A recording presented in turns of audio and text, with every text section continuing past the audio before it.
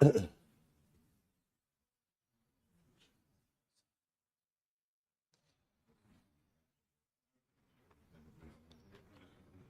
right, Shabbos, say good morning. Good morning. Let us begin. Begin by thanking our sponsor, our Talmud Torah sponsors for the month of Sivan. To thank Paul and Kathy Pollack for dedicating all of the shiurim and drushos this month in the schus for Refuah Shlema for Kathy's sister Dana Baker Matz. We hope that on the merit of our Talmud Torah, she will have a complete and enduring refuah. But with that, let us begin. Today's daf is Lamed Aleph 31. We have a lot to do today. Baruch Hashem, we are picking up on daf Lamed, and we are picking up Emeretz Hashem at the we have to even count down from the top today. Okay, so we'll say, so we are picking up 2, 4, 6, 8, 10 lines out from the top, but we're going to be fine. But remember again, so we're talking about the incredible idea, namely that Yarshim in general, when their father dies, they don't necessarily inherit his debts. Right? When is that true? So the Gemara qualified. This is what we did in the last piece of yesterday's shir. When is that true? That's true when they only acquire movable property. But if they acquire real property, then halacha l'maisa, with that, they also acquire the obligation to pay back their father's debts. So says the Gemara, I'm Rabbi Yonasan, hiniach mali machat, kova mali machat. Rabbi saying, now the shaila is, how much land do you have to acquire in order to be obligated to repay your father's debts?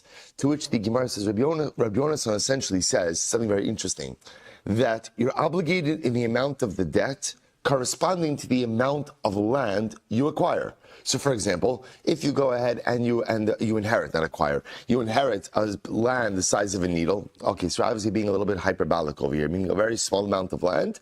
That's ultimately, again, the amount of the debt that the Yarshim, that the inheritors are obligated for as well. Malay Kardum, on the other hand, they're both say literally translated, it means if you inherit the amount of land like an axe. Now, this is meant to be that if you inherit a lot of land, then ultimately, again, Gova Malay Kardum, then you have to secure the debt in the amount of that land as well. So I'll say, so an interesting idea. So the amount of land, the amount of debt for which the Yarshim are responsible corresponds to the amount of land they inherit. I'll say, again, what's the logic behind that? It makes a lot of sense. Because in general, what is debt secured by? What is debt secured by? Real property. So therefore, by definition, there's an encumbrance on the land. So therefore, the obligation to the debt corresponds to the amount of the land itself. Incredible. Rabbi Yochanan says, no. Not Rabbi Yochanan says, the truth is, once there's land, the Yarshim become responsible for everything. So even if the father only left behind a little bit of land, they're still responsible for the entire debt. Ukemai said the Gittin da Abaye. And this is like the story of Gittin and Abaye. I'll say, what's the story? This is actually a great case. Rashi quotes over here. So I'll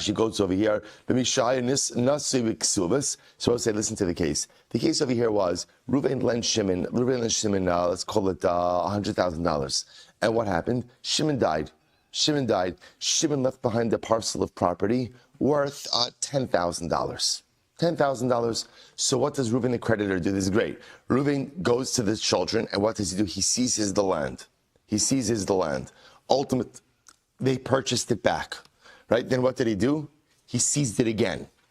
They purchased it back. Okay, obviously not the sharpest tools in the shed, right? So I'll say what he kept doing is he kept going ahead and taking back the property over and over and over, ultimately again until the debt itself was satisfied. Okay, I'll say bottom line halacha l'maisa, the way we paskin is like Rabbi Yochanan, that as long as there is land, whatever the amount of land it is, Yarshim will acquire the obligation to pay off their father's debt. But I will also point out that even in a situation where there may not be enough land to force an obligation for Yarshim, for inheritors to pay back their father's debt, there is a mitzvah upon children to satisfy their parents' debts. There's a mitzvah upon children.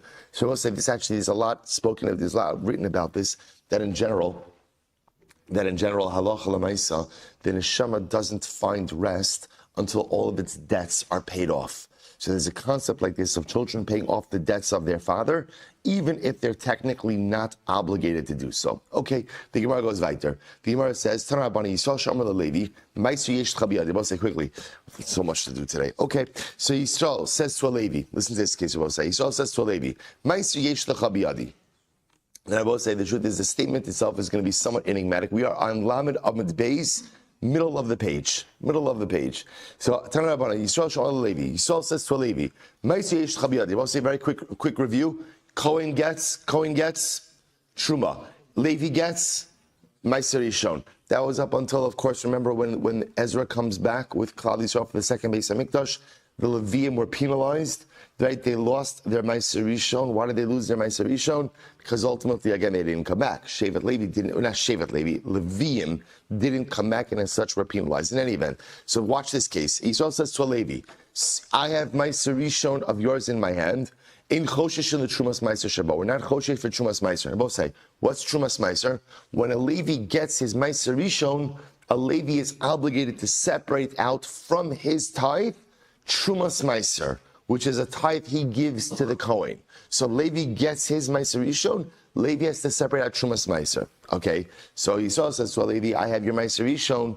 We're not Choshesh, not worried about Trumas Meiser. And I both say, that statement doesn't make any sense. We're going to have to ask about that in just a moment. On the other hand, the Rebbe say now in case number one, the Yisrael is not telling the Levi how much Trumas Meiser, how much Meiser Rishon he has.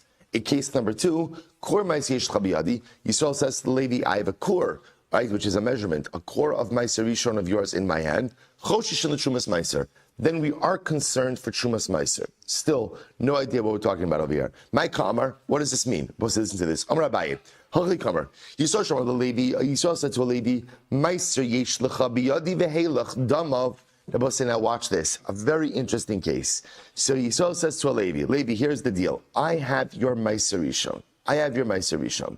What I would like to do is I'd like to keep the produce, and I'd like to give you the value of the produce. So can I give you money instead of produce? Both say, by the way, totally legal, as long as the Levi consents, right? Totally legal. So what happens? So now Yisrael gives the Levi money, right? Let's say we're not concerned that maybe the Levi designated this Meiser Rishon as Trumas Meiser for something else. All right, so here's what's going on over here. Yisrael goes over to the Levi. Right? He says, Levi, I want to go ahead and buy off your Trumas Meiser from you. Okay? Levi says, fine. Yisrael gives him the money. So now the Gemara says, we're not choshesh that maybe the Levi designated this Meiser Rishon as Trumas Meiser for something else. Okay. On the other hand, Kor Meiser Yesh Chabiyadi, if the Yisrael says, Levi, I have a core of Meiser Rishon for you, I want to pay you for it. Here's the money. Let me keep the produce. Chosheshin Shema So Trumas Meiser Makom Acher. We are choshesh that maybe the Levi designated this Meiser Rishon as Trumas Meiser for produce somewhere else. To which the Gemara says, whoa. 1 second, I will say. You understand what that means? That means that the Levi is defrauding the Yisrael. Because that means that the Levi is accepting money for his Meiser Rishon and still designating the Meiser Rishon as Trumas Meiser, which effectively means that he's stealing it from the Yisrael. Are we dealing with Rishaim who accept money for produce, and then after they accept money, they go ahead and they designate the produce as Trumas Meiser? That doesn't make any sense. No, here's the case. So I'll say, here it is. Halchi Kamar Yisrael. Halchi Kamar. Yisrael Amar ben Levi. Listen to this. Yisrael says to the son of a Levi. And I will say, the son of a Levi is usually a Levi, good. Right, so watch this. So you'll see why. Right, Yisrael says to a Levi, Meiser la'avicha biyadi. Listen, Ben Levi, I have Meiser Rishon that belonged to your father in my possession. I meant to give it to your father died. Right? I have it in my possession. Heilach damav. Do me a favor. Let me give you the value of it, and I'll keep the produce. Ein chosheshin shema aso aviv trumas meiser makom acher. We're not concerned that maybe the father Levi, maybe knowing that he was going to get this Meiser Rishon, maybe he went ahead and he designated as Trumas Meiser for produce elsewhere. We're not choshesh. On the other hand, Kor Ma'aser La'avicha biyadi. But if halacha l'maisa again, the Yisrael says to the Levi, he gives a defined amount. I have a kur. I have a defined amount of Ma'aser Rishon that belonged to your father in my possession. Let me give you the value, and I'll keep the produce. In that case, Choshishin Shema Asa'u Aviv Trumas Ma'aser Makom Acher. In that case, I will say we are concerned because it was a defined amount that maybe the father Levi, knowing that he was going to get this Ma'aser Rishon from the Yisrael, proactively designated that Ma'aser Rishon as Trumas Ma'aser for produce which was being stored elsewhere. To which the Gemara says, but one second.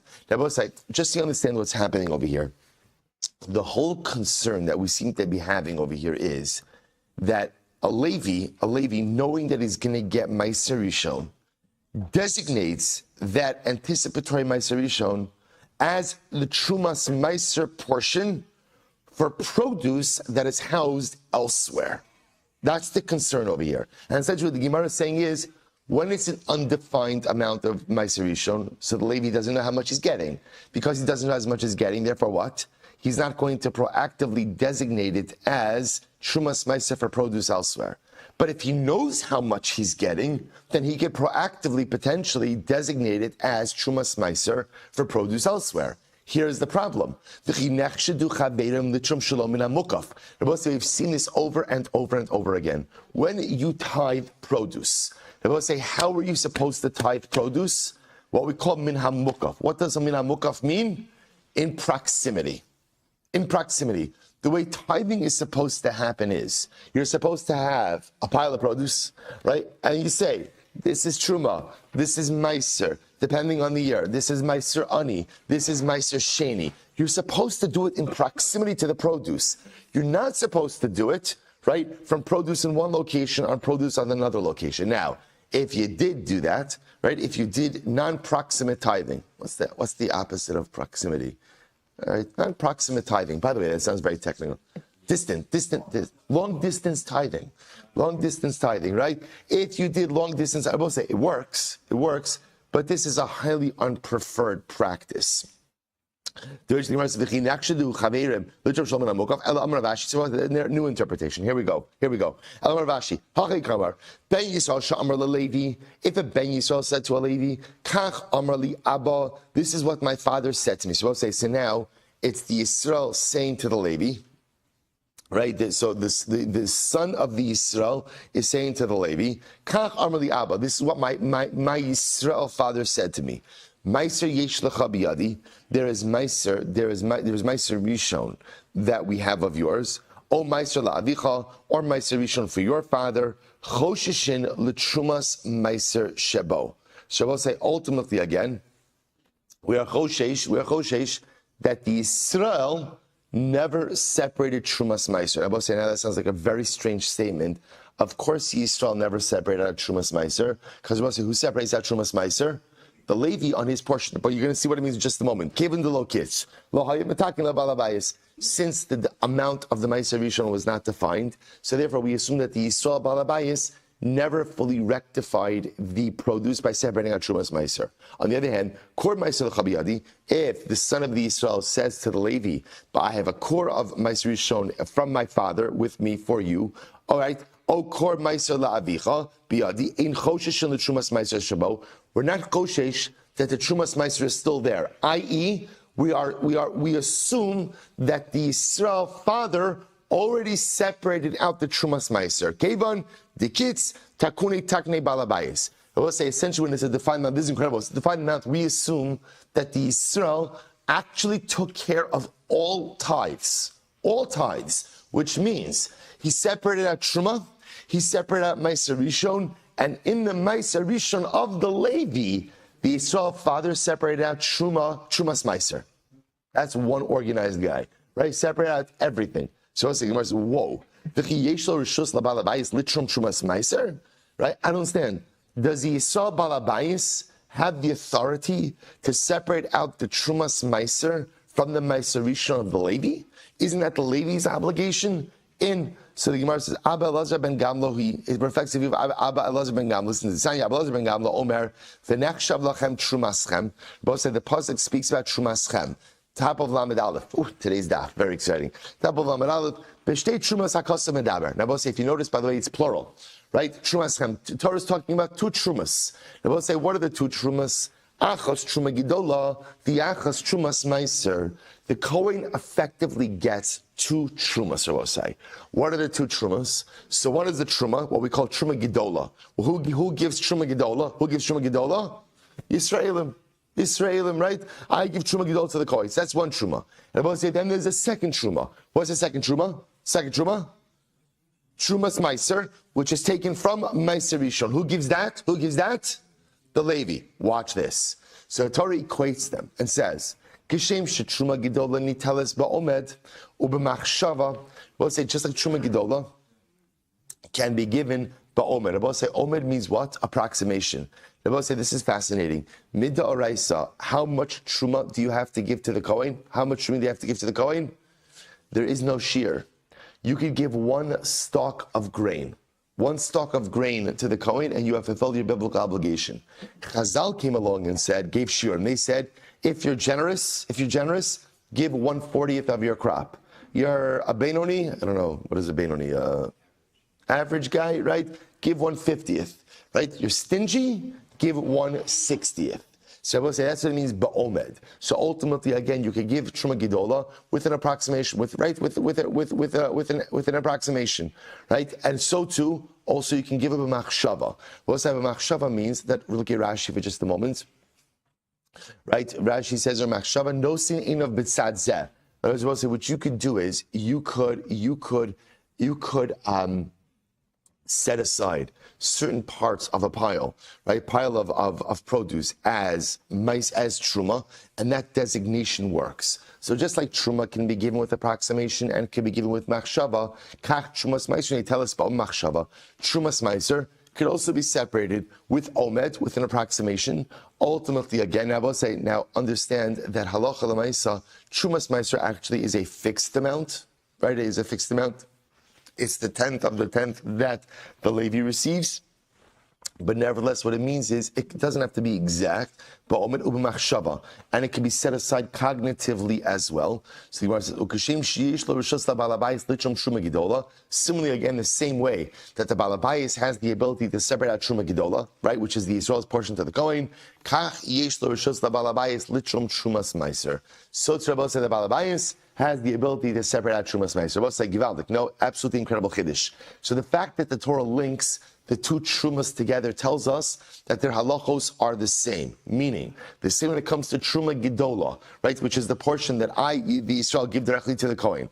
I can give with approximation, I can designate it cognitively, and I have the ability to separate it out. So too by trumas meiser, which technically is the portion that the Levi gives to the Kohen, it can be done by approximation, it can be set aside cognitively, and I, the Yisrael, fascinating, I, the Yisrael, have the ability to go ahead and separate out trumas meiser. So I will say, it could very well be that Amir Hashem, when we have the base of Mishkan, all of these ties are fully in effect again, that if you wanted to be hyper organized, what you could really do is with your pile of grain, separate out truma for the Kohen, meiser rishon for the Levi, right?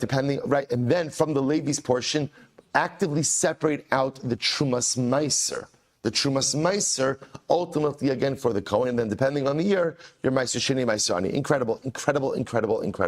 Okay, Mishnah. Hamaniach peros, so and trumas meiser. So I'll say along the same lines, the common denominator in all of these Mishnahs, so I'll say, is chazaka. That's we're going to see it in just a moment. So I'll say, now watch this. I go ahead and I separate out a pile of produce in order to separate out trumas and meiser. And I both say this is actually an interesting tithing technique, right? When we go ahead and we think about tithing, so how do you think about it? You think about the fact that you have a pile of produce. I would say, what do you do with the pile of produce? You take from the pile, right? Truma, meiser rishon. Now I know I could also do trumas meiser, and I'm separating. But let's say there's another form of tithing as well. Imagine for a moment you have a tithing pile, right? You set aside a pile of produce that you know is more than enough to cover your tithing obligations. And every single time you want this tithe, you designate part of that pile to be a tithe.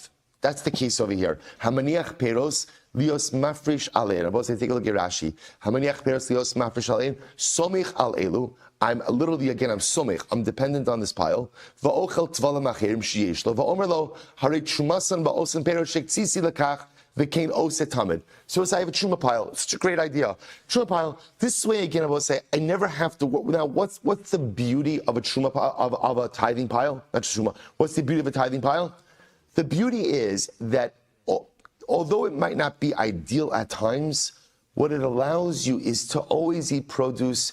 Eat all the produce you want with no headache. It's no headache produce consumption. Because this way, again, I never have to worry about right then and there separating out Shumas and Maestros. Instead, what I can say is, I have in mind that in my tithing pile, right, I should set aside tithes for this food that I'm eating right now. The disadvantage of it is that sometimes it's lo min hamukaf. It's not proximate tithing. So, okay, I lack proximity, but as we've seen before, again, even long distance tithing, although not ideal, could work. Fine, so that's the case of us. Now watch this. Similarly, most, lios mafresh meiser sheni. But say similarly again, if I have meiser sheni produce that I want to deconsecrate onto money, I have a money pile. Halavai, we should all be zocha, right? I have a money pile. I have a money pile. So what I do is, again, I take my sheni produce, I deconsecrate it onto the money pile.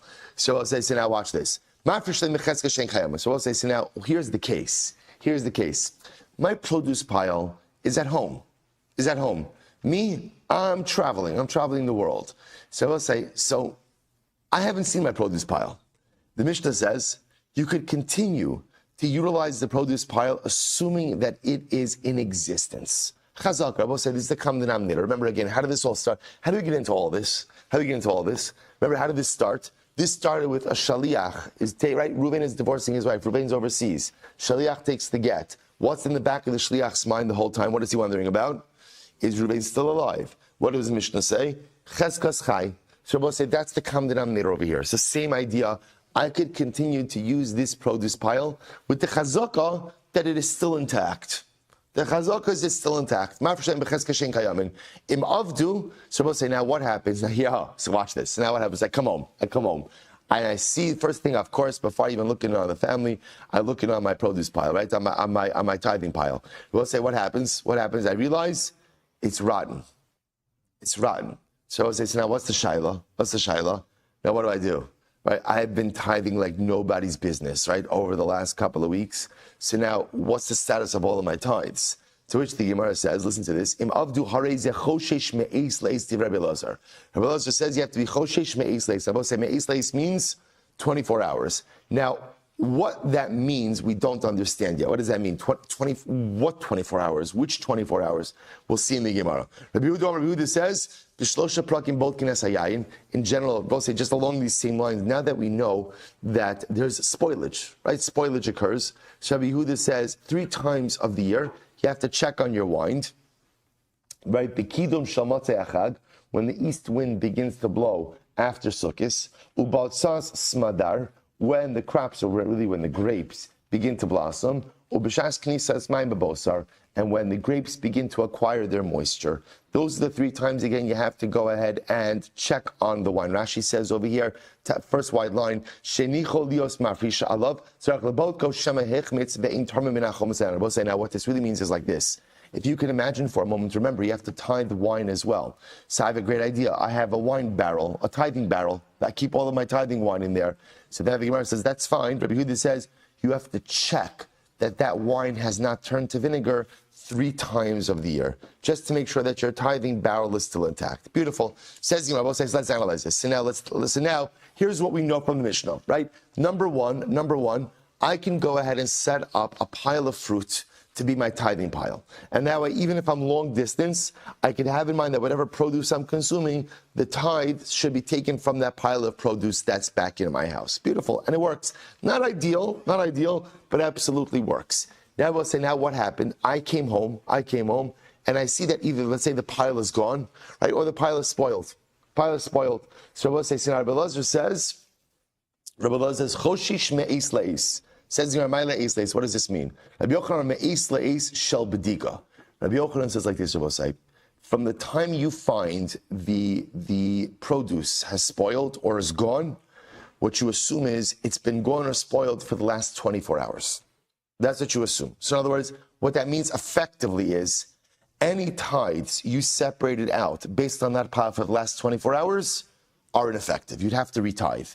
But again, we assume that when you find the pile, either in a spoiled state or it's gone, that change occurred within the last 24 hours, right? So 24 hours before you went ahead and you found it, ultimately, again, any tithing has been effective. But prior to 24 hours, you're good to go. You're good to go. Look at Rashi. Rashi says over here, Me'es le'es shal b'dika, kishebatkanu matzan avudin choshe shema me'esmo be'es hazos avdu. When I go ahead and I look and I found, Rashi's using a case not of spoilage, but Rashi's actually using a case where they're gone. They're stolen. Let's go with that, right? They're gone. So we'll say, when do I assume? I assume that they were stolen in the last 24 hours. V'masan ma'aser toch me'es le'es, ze al peros achirim tzarach lahafish shalei misafek. So I will say again, I assume whatever happened in the last 24 hours, but ultimately again, so therefore any tithes taking the last 24 hours will have to be retithed, but anything taken before that, ultimately what? Ultimately, again, we assume tithing was effective. I know what you're asking yourself. You're asking yourself, 1 second, but what about the fact, so let's assume the tithing was effective, but now everything is gone. Everything is gone. So aren't I obligated to retithe because ultimately I can't deliver to the Kohen or to the Levi what's rightfully theirs? The answer is I'm not. Why not? I will say this is called mamon she'ein lo tovin. This is called money that doesn't have a claimant. Why? Because I will say there is no particular Kohen or Levi who could come to me and claim that's mine. Right? In other words, the Kohanim as a group, Levim as a group has a claim. No particular individual has a claim. Therefore, again, I will say this is called money without a claimant, and money without a claimant, ultimately, again, I can't be forced to retithe. So anything in the last 24 hours, you have to retithe. Before 24 hours, you don't have to retithe. Rabbi Elazar ben Antigonus Omer, Mishur Rabbi Elazar ben Yanai, Amud Beis, Me'es le'es shal hanacha. No, I'll say this is fascinating. So they will say the second opinion says, no. What Me'es le'es means is you can only rely on the chazaka of the produce being present for the first 24 hours after it's been placed there. But after the first 24 hours, Rabbi say you have to assume that it was gone.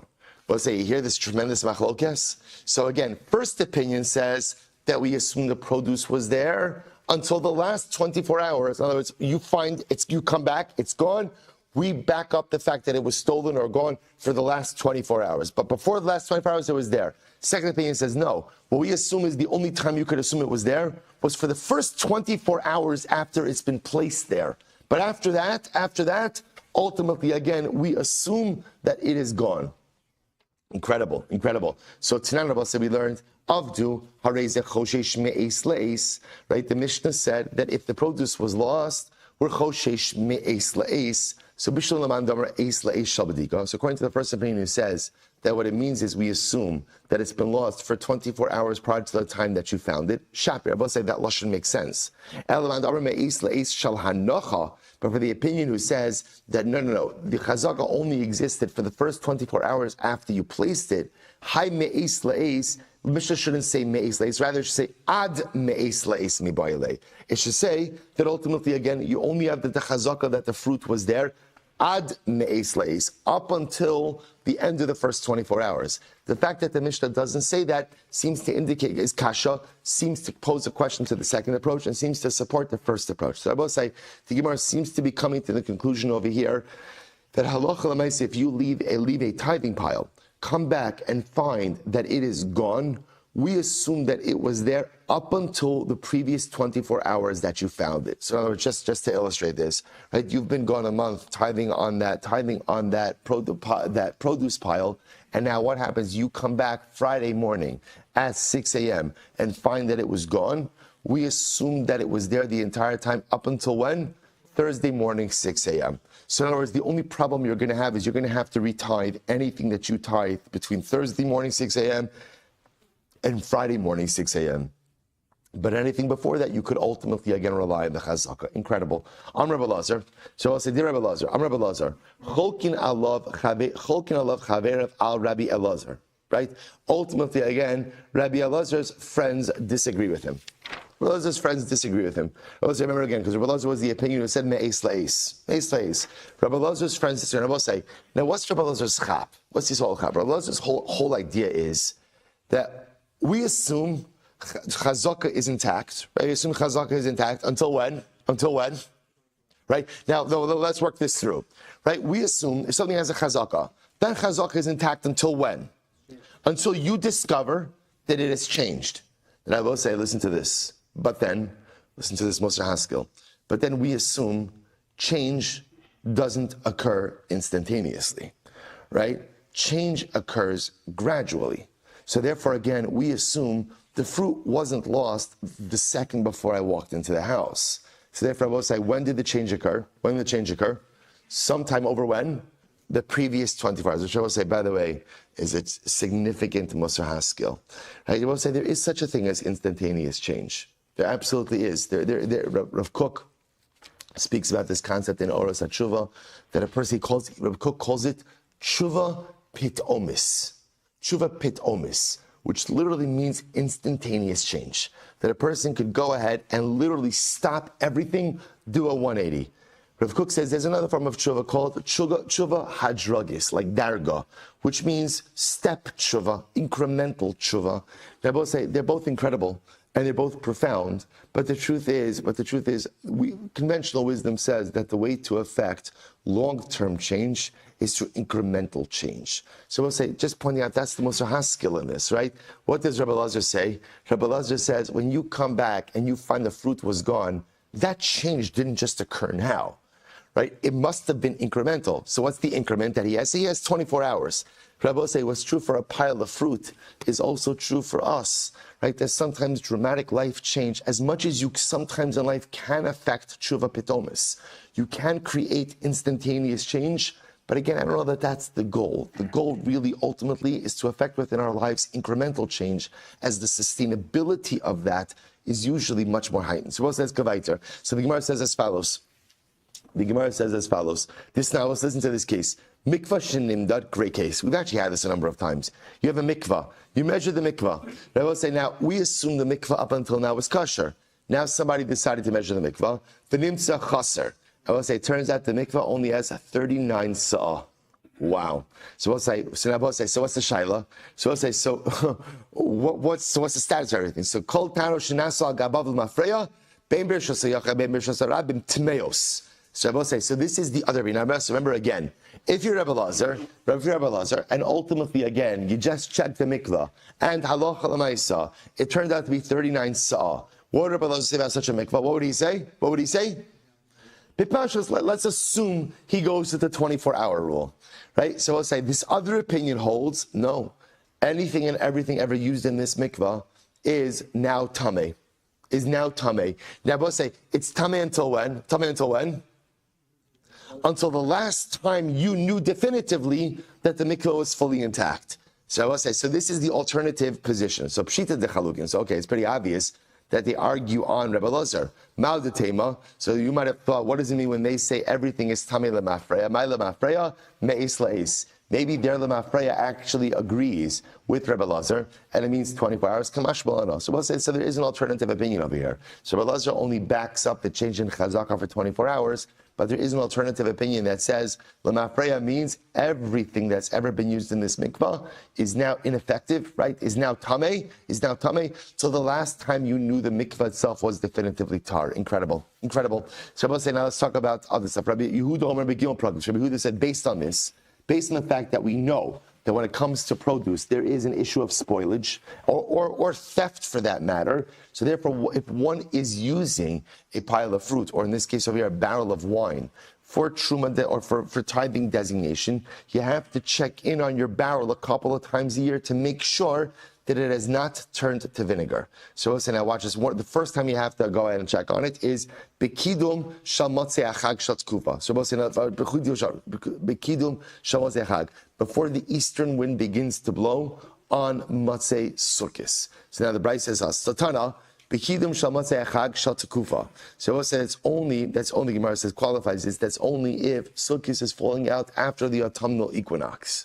So Tanya, Rabbi Yehuda Omer, Megillah Prakim Mocher and Satvua. So I'll say there are 3 times a year where you could sell grain. Now we'll say, we'll see what that statement means. You can sell grain all the time. We're going to see what that means that 3 times a year you can sell grain. Lifnei hazera, before the planting season. B'shas hazera, at the time of the planting season. Bepros HaPesach, 15 days before Pesach. Ub'sholsha prakim mocher nesayim. 3 times a year, you could go out and sell wine. When? Bepros HaPesach, 15 days before Pesach. Bepros HaZer, 15 days before Shavuos. Bepros HaChag, 15 days before Sukkot. V'shemen me'atzer seilech. And oil can be sold from Shavuos and on. So we'll say, what are we talking about? What do you mean you're allowed to sell?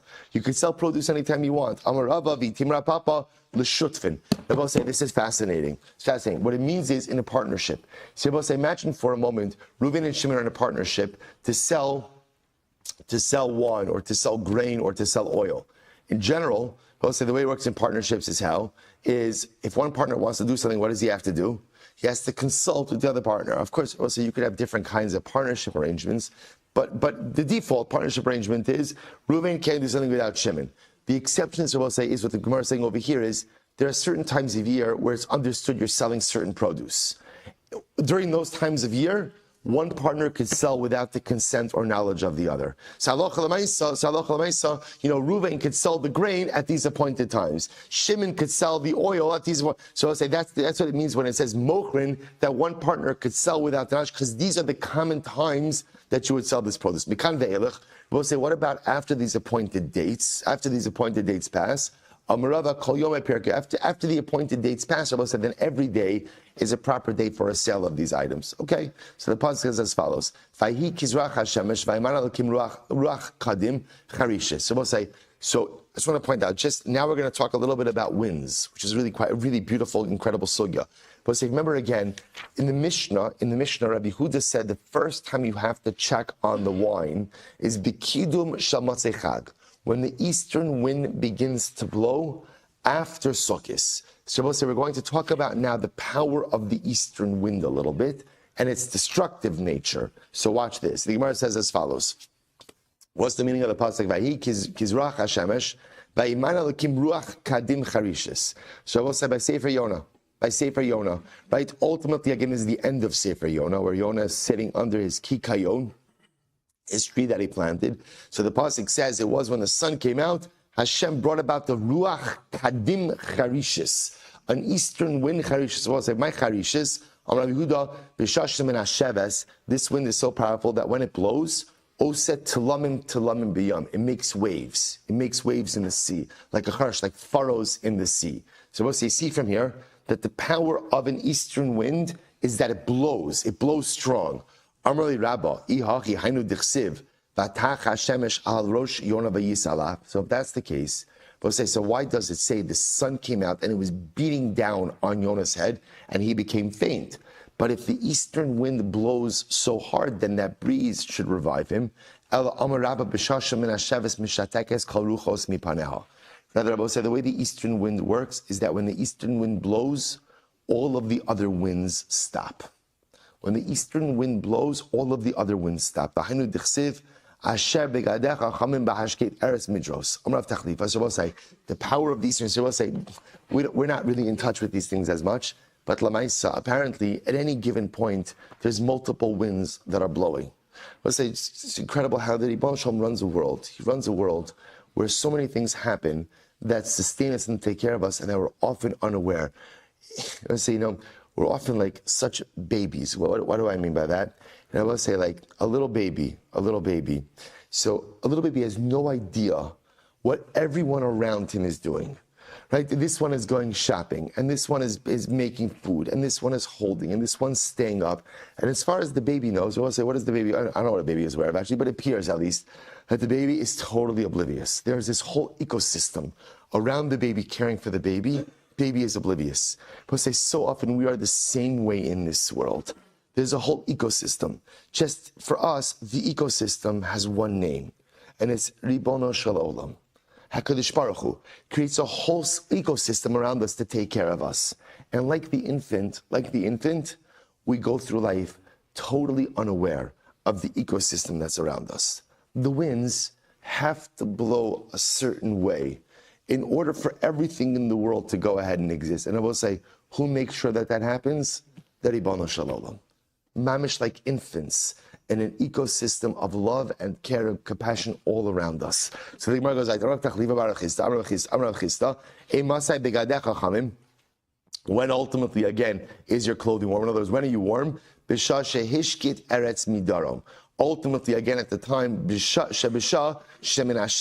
the time that the eastern wind blows, all of the other winds are silenced. Rav Huna and Rav Chisda, supposed to listen to this story. Great story. Rav Huna and Rav Chisda were sitting. Get ready for the story. Havi Yasvi, okay, they were sitting. Chalif va'azil Gniva alayhu. Gniva, we'll say Gniva was another sage. Another Talmid Chacham walks before them. Right? So, Chalif va'azil Gniva alayhu. Amar Chad lechavrei, one. So we'll say, remember again. Rav Huna and Rav Chisda are sitting together. Okay, Gniva walks in front of them. Amar Chad lechavrei, one said to his friend, Nekom mikamei debar uryanhu. We should stand up for Gniva because he's a big Talmid Chacham. Amar leidach mikamei paga Nekom. Should we stand up in front of a quarrelsome individual? So I will say, so Gniva. Look at Rashi. Rashi says over Palga, Ba Mariva Shaisalo Mariva im Mar Ukva. So we'll say ultimately again, Gniva used to give Mar Ukva a very hard time. How so? Shaya'av Beis Gnar Perakam Bnei Adam Shomdim Alai Ubiyad the Mosol Machos. So we'll say Mar Ukva was the Av Beis Din, and Gniva just made his life very difficult. Now we'll say the Gemara talks about over there that Lamaisa, so Mar Ukva would always ask questions, and the questions were meant to be quarrelsome, right? The questions were meant to be contentious. So I say, now watch what's happening. So Rav Huna and Rav Chisda are sitting, Gniva walks in front of them. One says to the other, we should stand up for Gniva because he's a big Talmid Chacham. The other one said, stand up for him. Lamaisi, such a quarrelsome individual. So the Gemara says, Adahachi asu ilagabe. So I'll say, after they were talking, right? So Gniva walked over to them. See, beforehand, Gniva just walked like in their presence before them. Now Gniva walks over. Amrulu b'mayaski. So they said to Gniva asked them, guys, what are you learning? Amrulei baruchos. So they said to him, we're discussing ruchos, the winds. Amrulu hachi amrav chanan barav amrav. Dalid ruchos menashos b'chol yom. So Gniva then told him, by the way, I learned from Rav, 4 ruchos, 4 winds blow each and every day. The ruach tzifonis min hasheves kulon, an eastern wind blows with each of them. She'omalei came for without that eastern wind, ein ha'olam miskayim afilu sha'achas. The world would not be able to exist even 1 hour. The ruach drom is kasha mikulon. The southern wind is the most difficult. The omalei benates ma'amida, and if the malach benates would not hold the southern wind in place, mechareves as kol ha'olam kulo mipaneh. The entire world would be destroyed. Shnei Amar, Hamavinos Chayov Arneitz Yafrish Knaf of Lateiman. So I was saying incredible. I just have to tell you, I just have to stop you for just a second to tell you an incredible thing. So I will say, what's up with this story? Right? What is up with this story? Right? See, here you have Rav Huna and Rav Chisda sitting. Gniva walks by. Right? One says, we should stand up for him. Bar Uryan, he's a Talmid Chacham. The other one says, no, Palga, he's a quarrelsome individual. Gniva walks over, he says, what are you learning? And what do they say to him?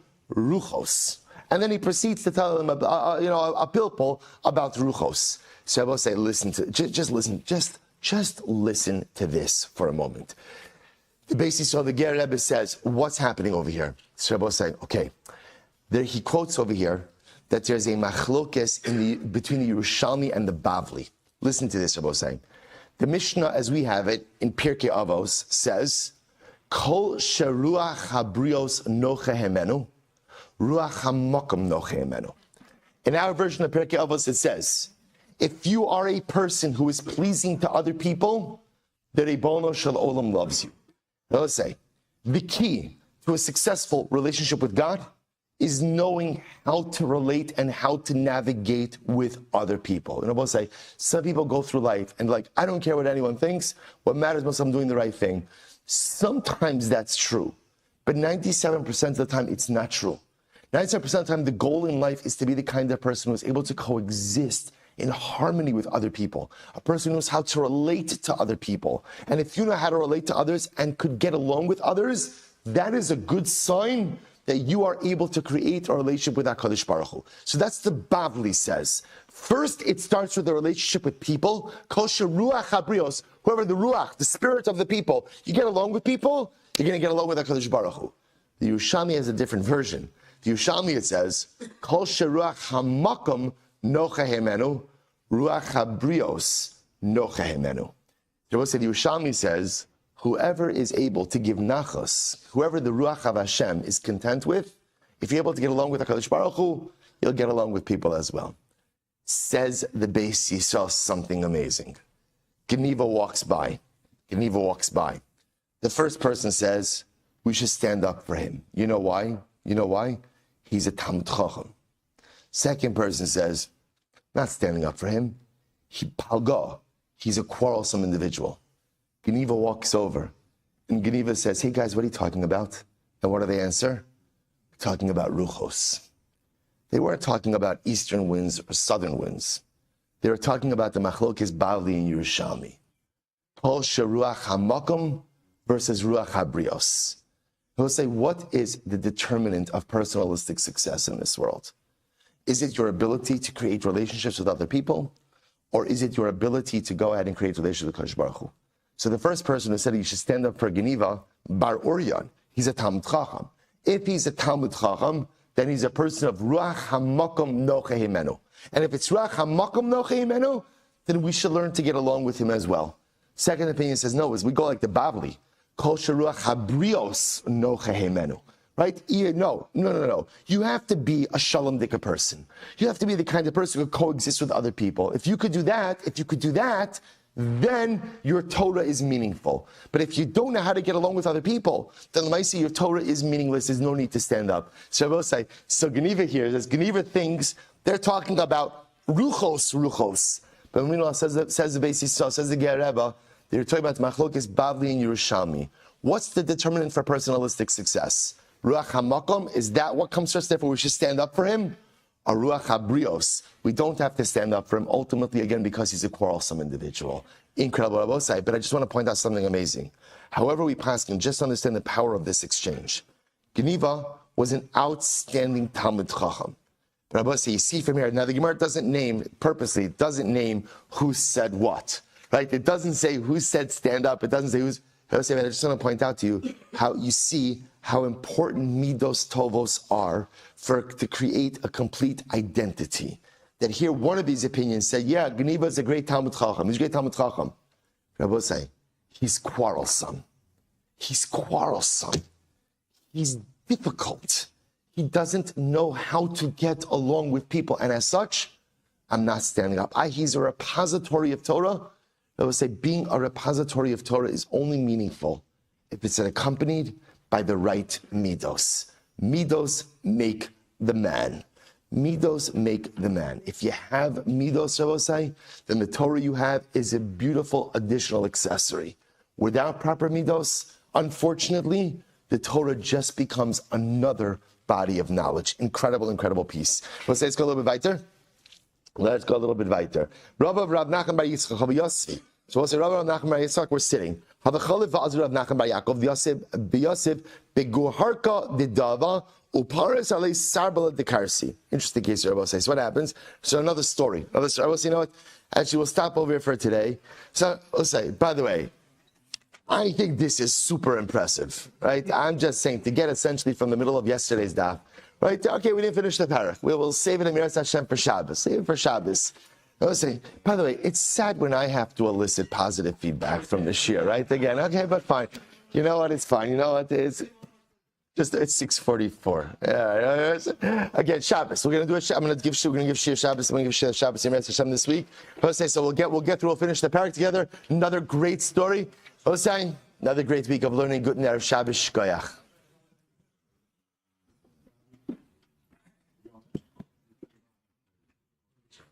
Good Shabbos.